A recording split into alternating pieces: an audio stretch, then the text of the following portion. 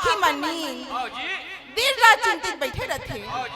ममा शौकनी आके बोले भाचा तोला हो कागे है जब रते हरासु अगले आए हवस न ते ठीक से खावत हस न पियत हस तोला हो कागे है। बड़े दुखी मन से बोले दुर्योधन का बताओ मामा माता रंगोला